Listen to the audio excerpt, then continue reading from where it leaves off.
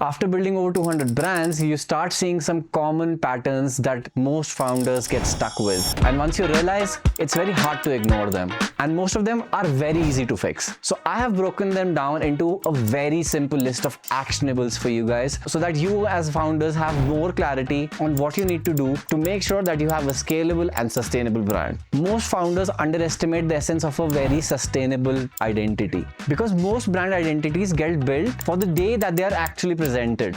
But then they have to also survive everything after that launch day. And that is where most of the brands crack. The presentation is the high point. Cohesive, intentional, considered. But when the brand starts living in the real world, these brand founders find out that something isn't working and then they try to fix it by coming to people like us. So that's what I'm going to talk about in this video so that you as a founder can make rational decisions while mapping out your brand identity. Most people treat a brand identity as a design system. Logos, colors, type, those are parts of a system, but that's not the point. The point is to reduce decisions. Think of it in this way.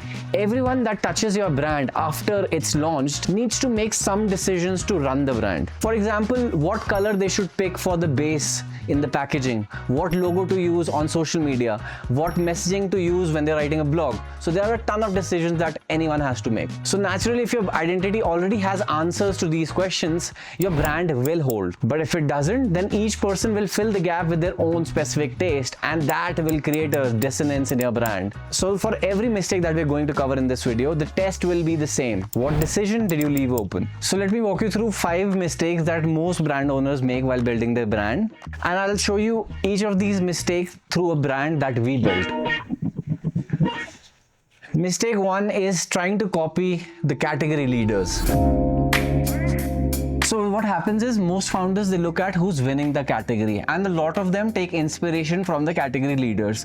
So if there are 10 famous brands in a category, then most people try to see a pattern that is common and they try to replicate it. So this is a serious mistake because if you try to copy the category leaders, then you can't stand out. What you instead have to do is to identify a gap. What does everyone in this category look and sound like? And where's the open space that nobody has taken? So that's what we essentially have to do, that you have to identify a market gap and then try to build a brand upon it. This is exactly what we did with one of our brands called Platy,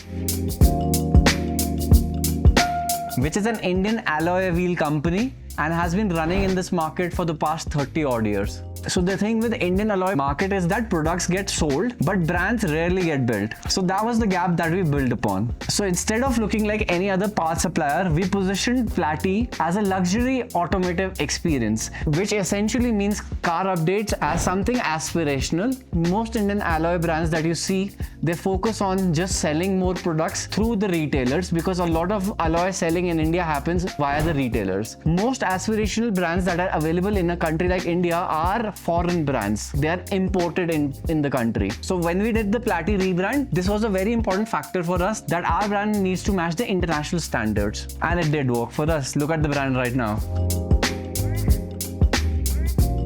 Moving on to the second mistake.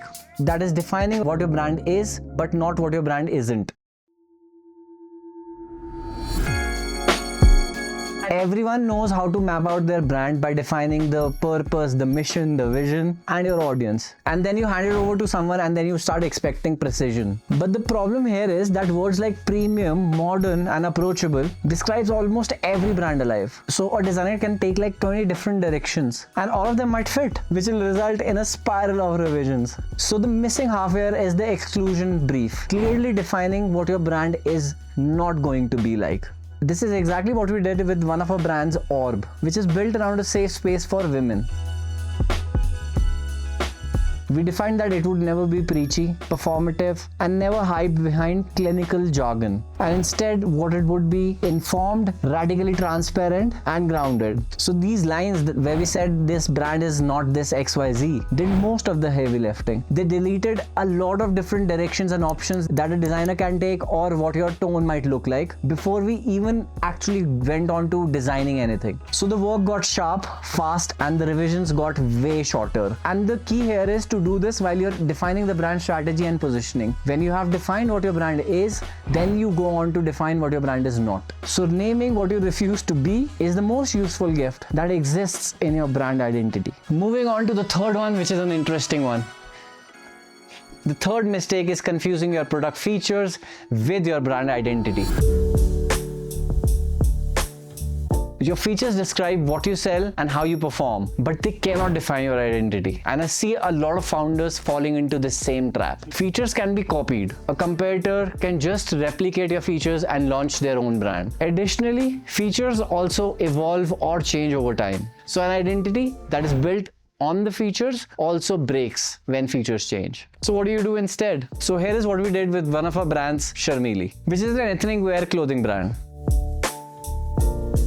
For clothing brands, the obvious move is to lead with the material, the handiwork, and the design. Of course, we did not do it. We built it on how it makes the person wearing it feel, which was confident in her element, fun, and a little rebellious. We wanted to make desi chic again, because fabric can be matched by anyone. But the feeling that you get while wearing a cloth, that can't be replicated. And that is what lives above any single product. So here's a quick hack from my side. When we build brands, we do a quick test where we strip every feature from the positioning and from the entire brand. And then we analyze, is the brand still recognizable? If the brand still stands after the features have been stripped off, then chances are that you have built an actual brand. But if it's getting very neutralized, then you have embodied features in your brand positioning, and you need to change that as soon as possible. And that's why I always suggest you to lead with storytelling than anything else. Let's go inside for the fourth one now.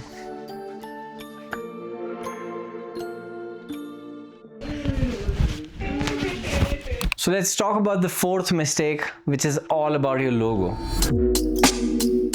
A complete logo isn't just one file. It's a complete system of a primary lockup, a secondary lockup, a tertiary lockup, a lockup that is full scale, a lockup that is mid scale, and a lockup that is small scale. Because you need to use your logo everywhere. It needs to go in the smallest of places like a business card, and it needs to also work in big places like a billboard. So imagine you have a menu card or packaging or a website or social media. It needs to function everywhere, which is where different scales of logo come very handy, because you can't use a full scale logo on something as small as a Instagram cover profile. So you need a small scale lockup for that to work. So while building an Indonesian smoothie brand called Juicy Sally, the identity had to hold across a huge signage, a menu board, cups, merch, a complete storefront, as well as social media. A logo that works well on a slide can turn out to be very unbalanced on something as small as a cup or a storefront. So we built different variations and tested them before actually delivering the project to the client. This made sure that our identity system also works for years to come.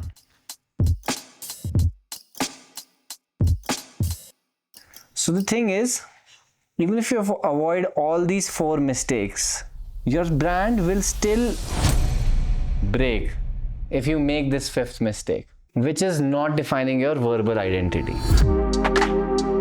This is the layer that most founders do not build, and this is also the layer that most customers run into first. Verbal identity usually gets treated as an afterthought and usually gets completed in just a single page by defining your tone of voice. So you have to define the keywords that your brand will always be using for whatever purpose that you're solving, and you'll also define the words that will never be used by the brand. Additionally, go a step beyond and define how the tone will be applied across different use cases. Like for example, a social media post, the brand will talk like this. An email, the brand will talk like this. When you're interacting with a customer, this is how your brand will interact. So a good messaging doc is applicable to every touch point in your brand, from your customer support to the people who work in your organization who are talking to clients directly, or if you're doing it digitally on your website, on your social media, on the videos you make. It covers every different touch point.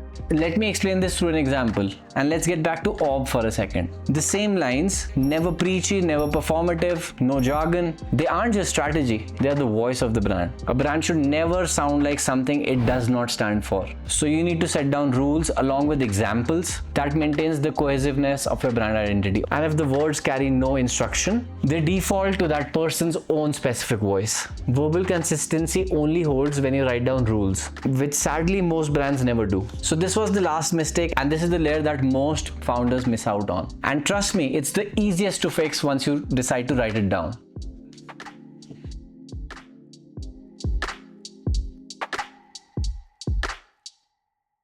So going through the 5 mistakes that we just discussed. First, you copy the leaders so no one remembers you. Again, the key here is that you identify the gap instead of copying everyone else so that you stand out instead of looking just like them.